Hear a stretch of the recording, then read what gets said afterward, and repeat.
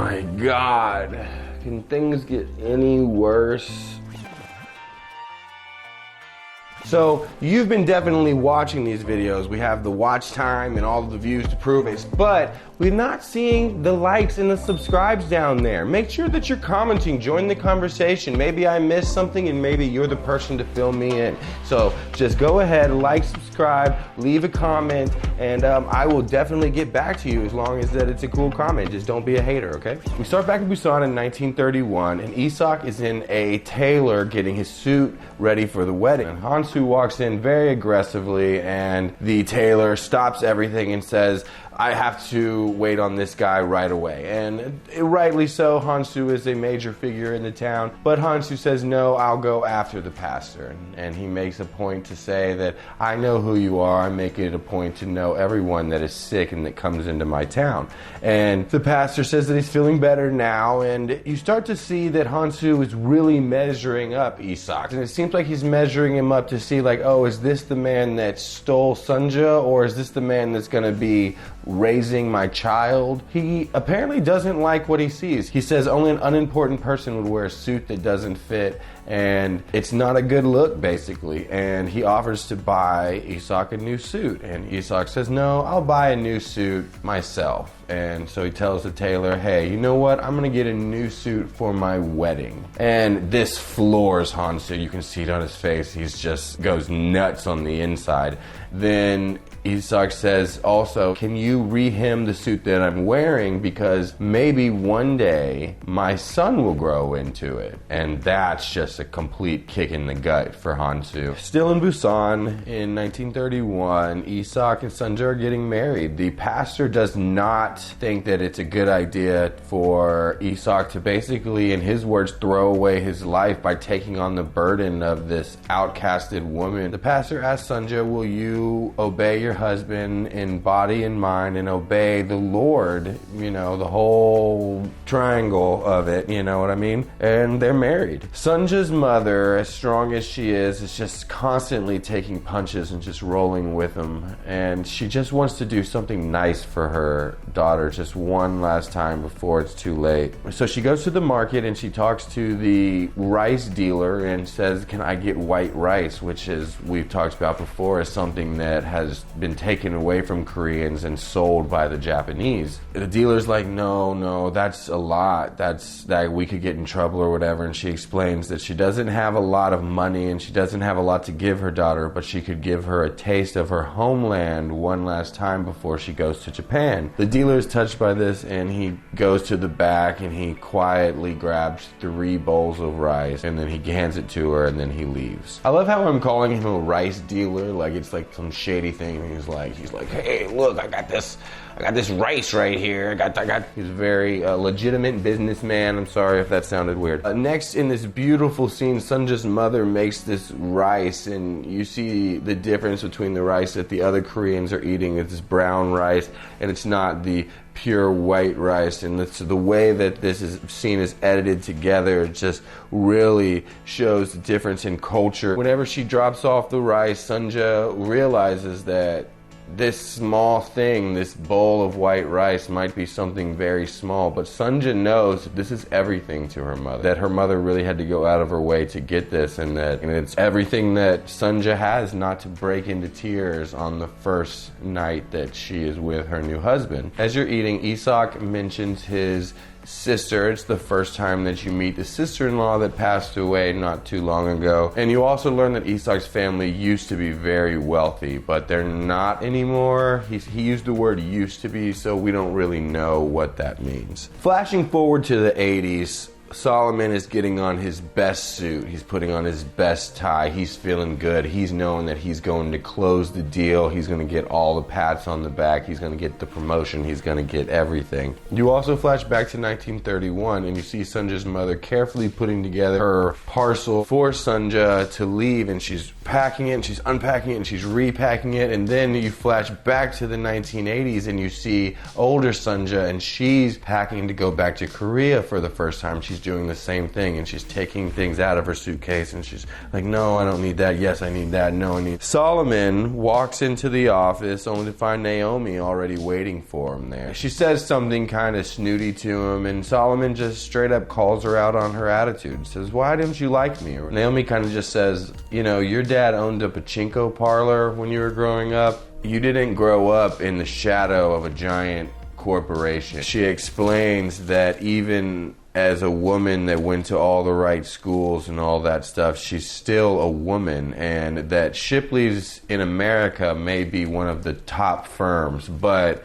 in Japan, it's kind of near the bottom. It's where people go that aren't making it in Japan. That a woman can accomplish a lot when she's surrounded by the less accomplished. Sunja is walking through the market before she has to leave, and she's just looking at her home and the people, and she's just taking it all in. And that's when an officer comes up and takes her to Hansu, and Hansu says, I can't believe that you married that man. He's a loser, basically. Whenever you get to Osaka, it's going to be really hard for you, and to not call him when it's hard, because he won't answer the phone, he won't care, he won't, you know, I don't know if there were phones, but there weren't phones. It won't be his problem anymore. She had her chance. Flashing forward to the 80s, Sunja and her son are in the airport, and you can tell that Sunja is a little bit scared, that she's worried about this, you know, the feelings that she'll have. So her son asks, like, are you okay? Are you sure you want to do this? And she answers like any mother would. It doesn't matter who you are. Any mother would answer the same way. And she says, we paid for the tickets already, didn't we? At the same time, Solomon is in the boardroom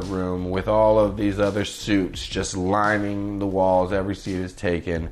And the old woman who is selling her land to them comes in, and she seems to be very overwhelmed by the whole situation. She says, everybody sit down, let's just get this over with. Flashing back to young Sunja in 1931 Busan, she's waiting at the dock to board the boat, and her mother gives her a crash course in, well, just life, you know, stuff that she really wished she had time to slowly teach her daughter. But she basically says, you know, that you need to please your husband, and you need to be grateful for the things that you get from your husband. You need to be a perfect wife, and that you need to always keep just a little bit of money away from for yourself, just in case, because men have more options. She just says a lot of stuff really fast, and then suddenly Isak is there, and he says it's time to board the boat, and they're weeping and they're crying, but they have to say goodbye. And the next thing you know, she's on the boat, and because she's Korean and poor, she has to go all the way down to the very lowest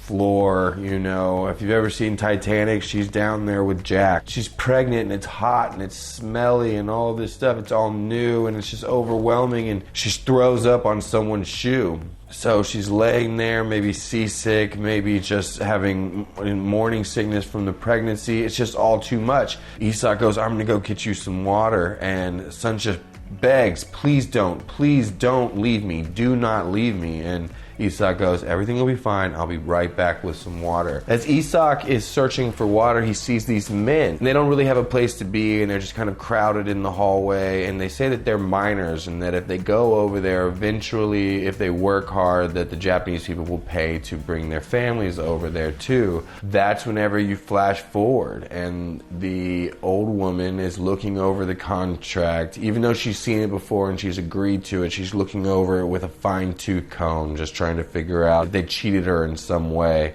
That's whenever she starts speaking in Korean. Everyone else only speaks Japanese besides Naomi, Solomon, and her, and her legal counsel. So she starts talking about how her father was one of these miners, and that the conditions were so bad that eventually they were forced to go on strike, and whenever they went on strike, after 20 days they were fired.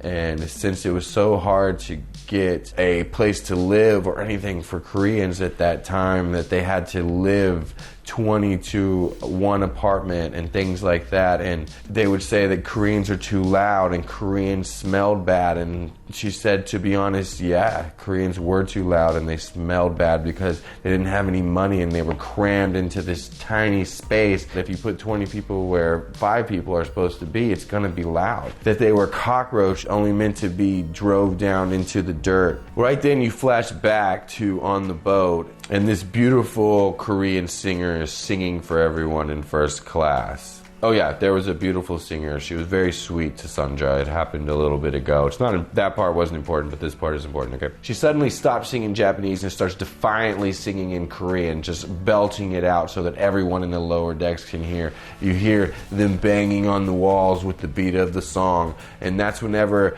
the people in first class start yelling for the guards, guards, get up there. The singer has a knife from dinner. Flash back to the 80s, and the old lady says, if your grandmother, if Sunja was here and she said all of the things that I just said, would you tell her to sign this? And Solomon just looks her straight in the face for a minute, and he says, no, don't sign it. Don't. And that's whenever the woman smiles, she puts the pen down, and she gets up and she walks away. You flash back to the boat in 1931, and the Korean singer is just still belting, and the guards start running up to the stage, and right as the guards get to the stage, she cuts herself and dies right there, symbolizing this dual suicide, right? Solomon is getting yelled at by Tom. Tom is just berating him, saying that he had to spend 3 years here. 3 years here. I was almost gone. This was almost over. He leaves. The boss leaves. Solomon's career is definitely over at this company, if not all companies. Who knows? Solomon is just staring at this glass of water, and he just takes off, and he just starts running. He doesn't have time for the elevator. He just takes his tie off. When he gets outside, it's raining, so he loses his jacket, and then he hears music. And then you flash to older Sunja, and she's looking out the cab window, and she's in Korea, and she sees the beach that she used to play at as a child. She says, stop the cab, stop the cab. And you flash back to Solomon, and he hears this amazing music, and he just starts dancing in the rain like nobody's watching him. Like all of the pressures that his family's put on him forever, all that's over now. He might not ever be able to be the success that he always promised, or that he was always told that he was supposed to be. He can just live now, and he's just dancing, and Naomi walks by and sees him, and you can see in her eyes that this is the first moment she's really seeing Solomon, past the facade of the ambition that Solomon was just 20 minutes before that. And then you flash back to Sunja, and Sunja has her feet in the water, and she's laughing, and she's crying, and she's looking out at all the oil platform. It's nothing like the beautiful untouched nature that she left in the 30s, but it's still her home, and she can feel the water on her feet, and it feels the same, and she's weeping, but she's laughing. And that's where the episode ends. Okay, so the characters are really unfolding. I'm gonna stick with the basics on this. Solomon, you're really seeing who Solomon is, and you're really seeing the Sunja inside of Solomon. Has always been brave like Sunja. He was brave whenever they told him that he didn't get the promotion. He stood up for himself. Whenever they said no and it's not gonna happen, he said, I can make it happen. He found a way to get them to say yes. Eventually. Younger Sunja is going through her first real hardships in life. I know she's lost her father, but she's also always lived in a bubble. She's starting to see what the real world is like outside of Korea. I mean, if only on the boat, it's pretty miserable for her. She doesn't have any money, and these things might be so traumatizing for her. That might be why older Sunja has never returned. She's like, the journey was so scary. What if it's that bad to get back? It's actually something that Solomon brings up in the meeting with the old woman, that Sunja came here on a boat in the worst conditions, but she's going back in first class, and that means something in the world, and it definitely does. Maybe that's why older Sunja took so long to get back, but now that she's back, you can see that her heart is open. Something amazing has happened to her. She's crying, and probably that she didn't come back sooner, but she's also crying because it must feel so good to be home. Naomi's a very interesting character. She seems very strong and stoic, but that's because that's who she has to be. All of the problems that we've been talking about that Solomon goes through, Naomi goes through it even worse because she's also a woman in all of this. Naomi is very strong, and I think that she always had feelings for Solomon, but I think that some of those things can be scary in the business world because she has so much to prove to everyone. And what if she's taken advantage of, or what if something like that happened? Hey guys, thank you so much for watching. It's so much fun to make these videos for y'all. Just make sure you're liking and subscribing so that we can keep making them, and we also know which ones you like the best, and we can keep on making you more like that. So maybe my analysis isn't right, and maybe you have something that I missed, and I can't wait to hear it. So please leave a comment, and thank you so much again, and I will see you all on the next episode.